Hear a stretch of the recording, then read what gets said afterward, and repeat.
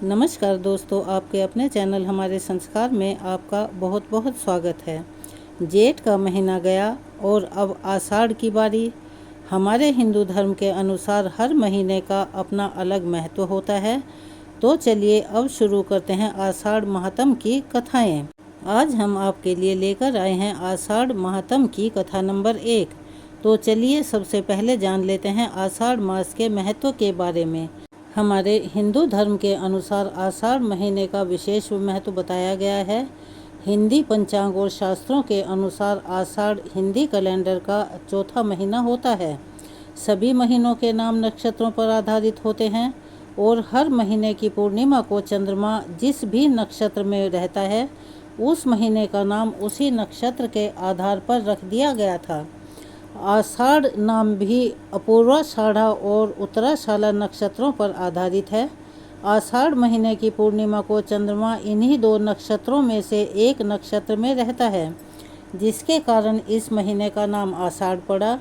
इस बार आषाढ़ महीना 23 जून रविवार से प्रारंभ होकर 21 जुलाई रविवार को गुरु पूर्णिमा के दिन समाप्त हो जाएगा। आषाढ़ महीने में ही जगन्नाथ रथ यात्रा निकाली जाती है। इसके अलावा योगिनी एकादशी भी इसी महीने में पड़ती है और आषाढ़ महीने में गुप्त नवरात्रि के व्रत भी रखे जाते हैं। आषाढ़ के महीने में बहुत सारे महत्वपूर्ण व्रत और त्यौहार आते हैं। यह महीना ज्योतिष और आध्यात्मिक दृष्टि से बहुत ही महत्वपूर्ण माना जाता है, क्योंकि इस महीने में भगवान श्री विष्णु योग निद्रा में सोने चले जाते हैं और तभी से चातुर्मास भी प्रारंभ हो जाता है।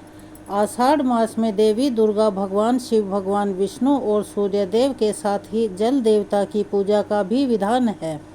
आषाढ़ मास में पड़ने वाली देवशयनी एकादशी सबसे महत्वपूर्ण होती है, क्योंकि इस महीने से ही भगवान विष्णु योग निद्रा में चले जाते हैं। आषाढ़ मास में भगवान की कृपा प्राप्त करने के लिए हर रोज़ ब्रह्म मुहूर्त में उठकर तुलसी जी की पूजा करनी चाहिए, जिससे बहुत ही शुभ फल मिलते हैं। सूर्य देवता को जल अर्पित करना चाहिए और हर दिन नियम से जल के आसपास एक दीपक अवश्य ही जलाना चाहिए। इस महीने में ओम नमो भगवते वासुदेवाय, ओम नमः शिवाय, ओम रामदूताय नमः, ओम कृं कृष्णाय नमः, ओम राम रामाय नमः, इन मंत्रों का जाप करना अति फलदायी रहता है। अपने सामर्थ्य और अपनी श्रद्धा के अनुसार किसी गरीब या ज़रूरतमंद लोगों की मदद अवश्य ही करनी चाहिए। इस महीने में क्या नहीं करना चाहिए? इस महीने में बैंगन, मसूर की दाल, गोभी, लहसुन, प्याज आदि का सेवन करने से बचना चाहिए। साथ ही इस महीने में मांस, मछली, मदिरा तथा अन्य नशीले पदार्थ और तामसिक भोजन, बुरे कर्मों से भी दूर रहना चाहिए। यह तो थी आषाढ़ महीने की विशेषताएं। चलिए अब शुरू करते हैं कथा। अगर आप हमारे चैनल पर नए हैं, अभी तक आपने चैनल को सब्सक्राइब नहीं किया है, तो प्लीज़ हमारे चैनल को सब्सक्राइब करें, वीडियो को लाइक करें, ज़्यादा से ज़्यादा शेयर करें, ताकि ये कहानी, ये जानकारी और लोगों तक भी पहुंच सके, उन्हें भी इसका लाभ प्राप्त हो सके। बेल आइकन को दबाना ना भूलें, ताकि हमारी आगे आने वाली वीडियो की जानकारी नोटिफिकेशन के जरिए आपको मिल जाया करे। सबसे पहले हम सब भगवान विष्णु की स्तुति ऐसे करें। प्रत्येक कल्प और अनुकल्प में विस्तार पूर्वक रचा हुआ यह समस्त मायामयी जगत जिनसे प्रकट होता है, जिनमें स्थित रहता है और अंत काल में जिनके भीतर पुनः लीन हो जाता है, जो इस दृश्य प्रपंच से सर्वथा अलग हैं, जिनका ध्यान करके मुनि जन सनातन मोक्ष पद प्राप्त कर लेते हैं, उन नित्य निर्मल, निश्चल तथा व्यापक भगवान पुरुषोत्तम को मैं प्रणाम करती हूँ या करता हूँ, जो शुद्ध आकाश के समान निर्लेप, नित्यमयी, सदा प्रसन्न, निर्मल, सबके आधार, सबके स्वामी, निर्गुण, व्यक्त और अव्यक्त हैं, प्रपंच से रहित, एकमात्र ध्यान में ही अनुभव करने योग्य तथा व्यापक हैं। समाधि काल में विद्वान पुरुष इसी रूप में जिनका ध्यान करते हैं, जो संसार की उत्पत्ति और विनाश के एकमात्र कारण हैं, जरा अवस्था जिनका स्पर्श भी नहीं कर सकती तथा जो मोक्ष प्रदान करने वाले हैं, उन भगवान श्री हरि को मैं वंदना करती हूँ या करता हूँ। पूर्व काल की बात है, परम पुण्यमयी पवित्र नैमिषारण्य अक्षेत्र बड़ा मनोहर जान पड़ता था। वहाँ बहुत सारे मुनि एकत्र हुए थे। तरह तरह के पुष्प उस स्थान की शोभा बढ़ा रहे थे। पीपल, पारिजात, चंदन, अगर, गुलाब तथा चंपा आदि के अन्य बहुत सारे वृक्ष उसकी शोभा में वृद्धि कर रहे थे। तरह तरह के पक्षी, नाना प्रकार के मृगों के झुंड, अनेक पवित्र जलाशय तथा बहुत सी बावलियाँ उस वन को सुशोभित कर रही थी। ब्राह्मण, क्षत्रिय, वैश्य, शूद्र और अन्य जाति के लोग भी वहाँ उपस्थित थे। ब्रह्मचारी, गृहस्थ, वानप्रस्थ और सन्यासी सभी जुटे हुए थे। झुंड के झुंड गायें उस वन की शोभा बढ़ा रही थी। नैमिषारण्य निवासी मुनियों का 12 वार्षिक अर्थात 12 वर्षों तक लगातार चलने वाला यज्ञ आरंभ था। जौ, गेहूँ, चना, उड़द, मूंग और तिल आदि पवित्र अन्नों से यज्ञ मंडप सुशोभित हो रहा था। वहाँ होम कुंड में अग्निदेव प्रज्वलित थे और आहुतियाँ डाली जा रही थी। उस महायज्ञ में सम्मिलित होने के लिए बहुत से मुनि और ब्राह्मण अन्य स्थानों से आए हुए थे। स्थानीय महर्षियों ने उन सभी का यथा योग्य सत्कार किया। ऋत्विजों सहित जब वे सब लोग आराम से बैठ गए, तब परम बुद्धिमान लोमहर्षण सूत जी वहाँ पधारे। उन्हें देखकर मुनिवर को बड़ी प्रसन्नता हुई। उन सब ने उनका यथोचित सत्कार किया। सूत जी भी उनके प्रति आदर का भाव प्रकट करके एक श्रेष्ठ आसन पर विराजमान हो गए। उस समय सभी ब्राह्मण सूत जी के साथ वार्तालाप करने लगे। वार्तालाप के अंत में सबने व्यास शिष्य लोमहर्षण जी से अपना संदेह पूछा। मुनि कहने लगे, हे साधु शिरोमणि, आप पुराणों, तंत्र, 6 शास्त्र, इतिहास तथा देवताओं और दैत्यों के जन्म, कर्म और चरित्र के बारे में सब जानते हैं। वेद शास्त्र, पुराण, महाभारत तथा मोक्ष शास्त्र में कोई भी बात ऐसी नहीं है जो आपको ज्ञात ना हो। हे महामते, आप सर्वज्ञ हैं। हम आपसे कुछ प्रश्नों का उत्तर सुनना चाहते हैं। बताइए, यह समस्त जगत कैसे उत्पन्न हुआ? भविष्य में इसकी दशा क्या होगी? स्थावर जंगम रूप संस्कार सृष्टि से पहले यह कहाँ लीन था और फिर कहाँ लीन हो जाएगा? उन मुनियों की बात सुनकर लोमहर्ष जी ने कहा, जो निर्विकार शुद्ध नित्य परमात्मा सदा एक रूप और सर्व विजय है, उन भगवान विष्णु को नमस्कार है, जो ब्रह्मा, विष्णु और शिव रूप से जगत की उत्पत्ति, पालन तथा संहार करने वाले हैं, जो भक्तों को संसार सागर से तारने वाले हैं। उन भगवान को प्रणाम है, जो एक होकर भी अनेक रूप धारण करते हैं, स्थूल और सूक्ष्म सब जिनके ही स्वरूप हैं, जो कारण और कार्य रूप समझे जाते हैं तथा मोक्ष के हेतु हैं। उन भगवान विष्णु को नमस्कार है, जो जगत की उत्पत्ति, पालन और संहार करने वाले हैं, जरा और मृत्यु जिनका स्पर्श नहीं कर पाते, जो सबके मूल कारण हैं। उन परमात्मा विष्णु को नमस्कार है, जो वास्तव में निर्मल ज्ञान स्वरूप हैं, किंतु अज्ञानवश नाना पदार्थों के रूप में प्रतीत हो रहे हैं, जो विश्व की सृष्टि और पालन में समर्थ हैं और उसका संहार करने वाले हैं, सर्वज्ञ हैं, जगत के अधीश्वर हैं, जिनके जन्म और विनाश कभी नहीं होते, जो अव्यय आदि अत्यंत सूक्ष्म तथा विश्वेश्वर हैं। उन श्री हरि को तथा ब्रह्मा आदि देवताओं को मैं प्रणाम करता हूँ।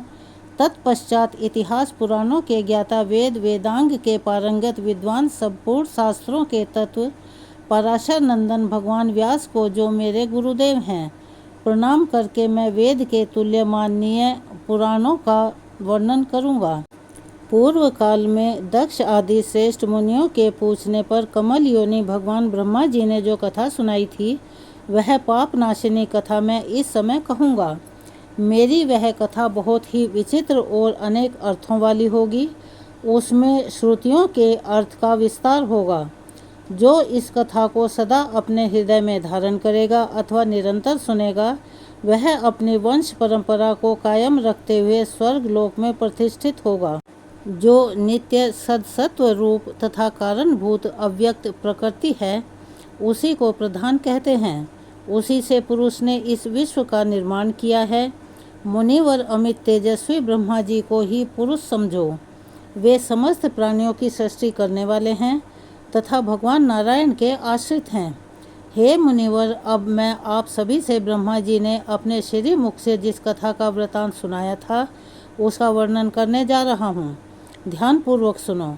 एक समय मुनियों ने कहा, हे भगवान, हमें तीर्थ की महिमा का विस्तार पूर्वक श्रवण करने पर भी तृप्ति नहीं होती। आप किसी गोपनीय तीर्थ का वर्णन कीजिए। मुनियों की इस बात को सुनकर श्री ब्रह्मा जी कहने लगे, हे श्रेष्ठ ब्राह्मणों, पूर्व काल में देव ऋषि नारद ने मुझसे यही प्रश्न पूछा था। उस समय मैंने प्रयत्न पूर्वक जो कुछ उनसे कहा था, वही तुम्हें भी बतलाता हूँ। देव ऋषि नारद ने पूछा था, हे जगतपति, स्वर्गलोक, मृत्युलोक और रसातल में कुल कितने तीर्थ हैं तथा सभी तीर्थ में सदा कौन सबसे बढ़कर है? तो ब्रह्मा जी ने कहा, हे देव ऋषि, स्वर्गलोक, मृत्युलोक और रसातल में 4 प्रकार के तीर्थ हैं। देव, आसर, आर्ष और मानुष, यह तीनों लोकों में विख्यात है। जम्बू द्वीप में भारतवर्ष तीर्थ भूमि है और वह तीनों लोकों में विख्यात है। हे पुत्र, वह कर्म भूमि है, इसीलिए उसे तीर्थ कहते हैं। पहले मैंने तुम्हें जो बताए हैं, वे सब तीर्थ भारतवर्ष में ही हैं। हिमालय और विंध्य पर्वत के बीच 6 नदियाँ ऐसी हैं जिनका प्राकट्य ब्रह्मा, विष्णु तथा शिव इन देवताओं से हुआ है। इसी प्रकार दक्षिण समुद्र तथा विंध्य पर्वत के बीच में भी 6 देव संभव नदियाँ हैं।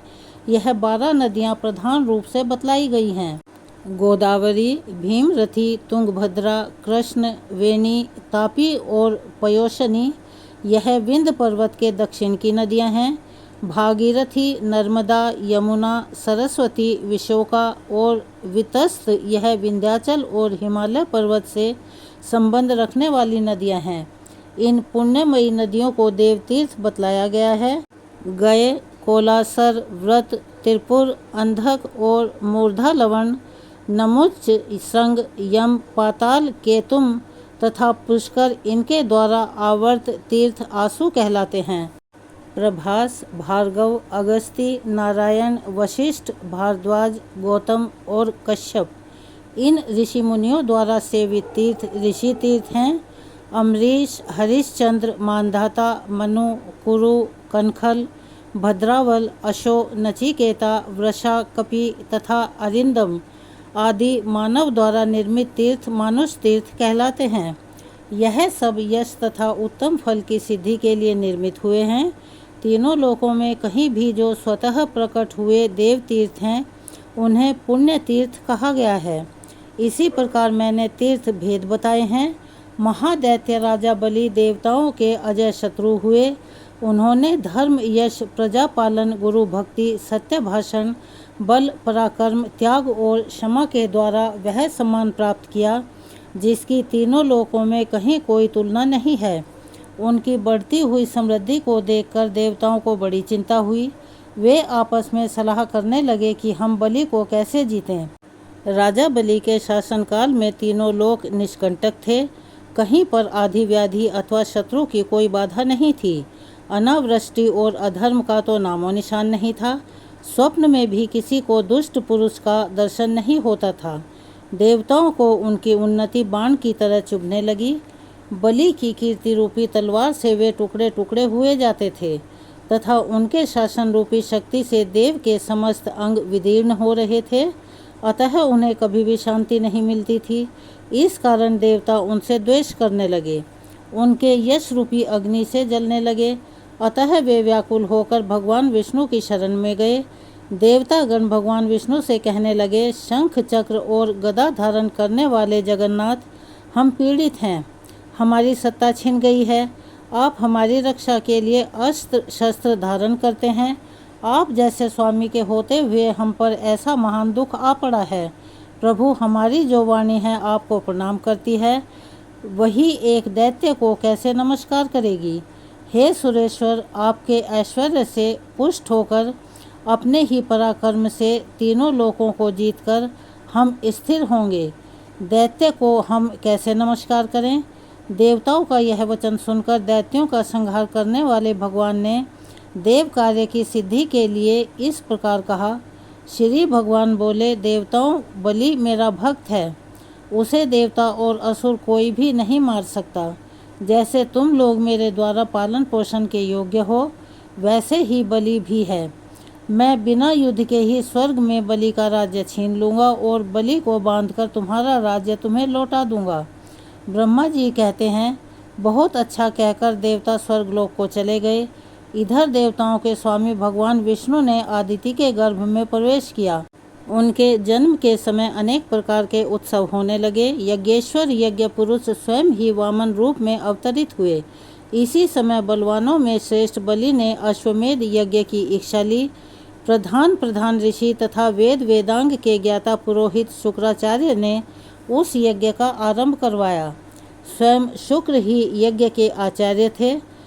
उस यज्ञ में भविष्य का भाग लेने के लिए जब सभी देवता निकट आए, दान दो, भोजन करो, सबका सत्कार करो, पूर्ण हो गया इत्यादि शब्द यज्ञ मंडप में गूंजने लगे। उसी समय विचित्र कुंडल धारण किए साम गाम करते हुए वामन जी धीरे धीरे यज्ञशाला में आए। आने पर वे यज्ञ की प्रशंसा करने लगे।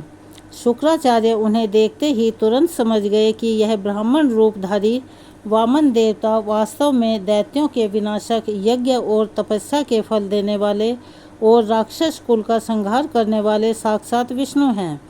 बलवानों में श्रेष्ठ महातेजस्वी राजा बलि अक्षत्रिय धर्म के अनुसार विजयी होकर भक्तिपूर्वक धन का दान करते हुए अपनी पत्नी के साथ यज्ञ की दीक्षा लेकर बैठे थे और भविष्य का हवन करते हुए यज्ञ पुरुष का ध्यान कर रहे थे।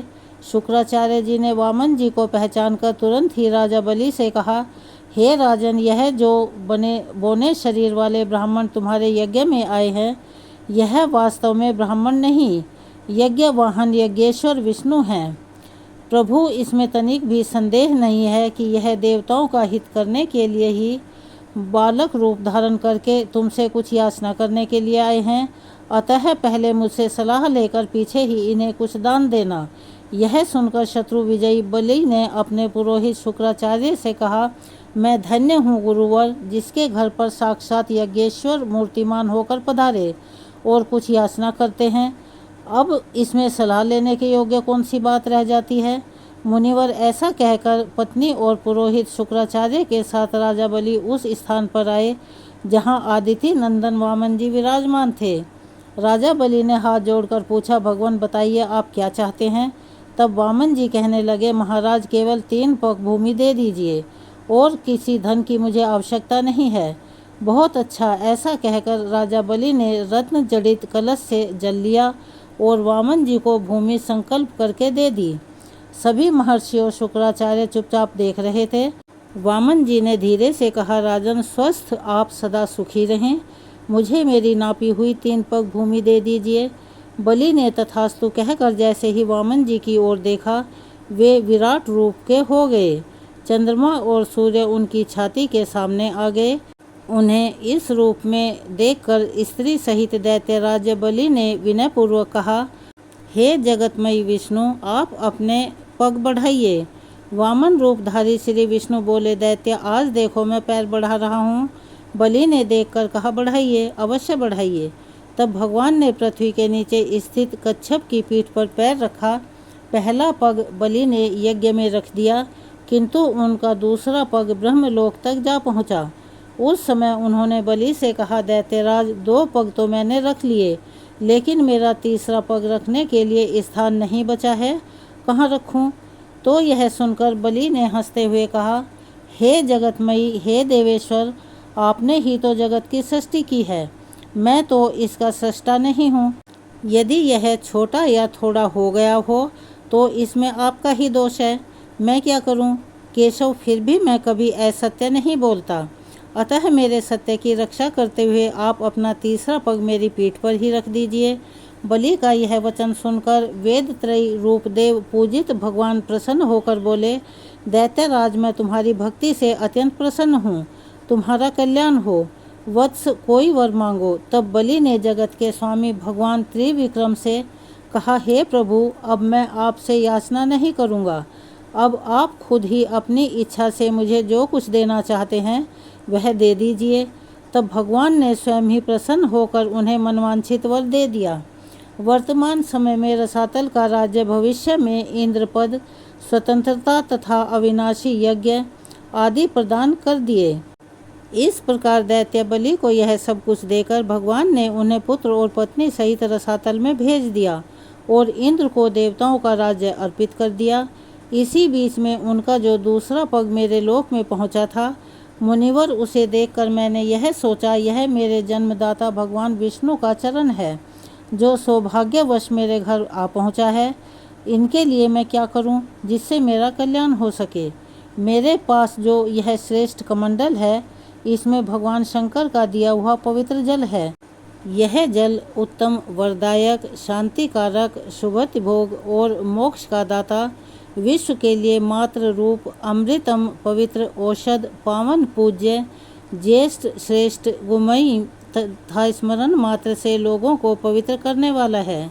यह जल मैं अपने पिता को अर्घ्य रूप में अर्पित करूँगा। यह सोचकर मैंने यह जल भगवान के चरणों में अर्घ्य के रूप में चढ़ा दिया। वह मंत्र युक्त अर्घ्य जल भगवान विष्णु के चरणों में गिरकर मेरु पर्वत पर पड़ा और 4 भागों में बढ़कर पूर्व, दक्षिण, पश्चिम तथा उत्तर दिशा में पृथ्वी पर जा पहुंचा।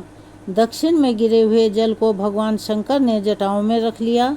पश्चिम में जो जल गिरा वह फिर कमंडल में ही चला आया। उत्तर में गिरे हुए जल को भगवान विष्णु ने ग्रहण किया तथा पूर्व में जो जल गिरा उसे देवताओं, पितरों और लोकपालों ने ग्रहण कर लिया। अतः वह जल अत्यंत श्रेष्ठ कहा जाता है। भगवान विष्णु के चरणों से निकलकर दक्षिण दिशा में गया हुआ जल, जो भगवान शंकर की जटा में स्थित हुआ, पर्व के समय शुभोदय करने वाला है। उसके प्रभाव का स्मरण करने से समस्त अभिलक्ष्य वस्तुओं की प्राप्ति हो जाती है। उसके बाद मुनिवर ने श्री ब्रह्मा जी से भगवान शंकर की जटा में जो दिव्य जल आकर स्थित हुआ उसके बारे में जानना चाहा, जिसका वृतांत आप आगे आने वाले दूसरी कथा में सुनेंगे।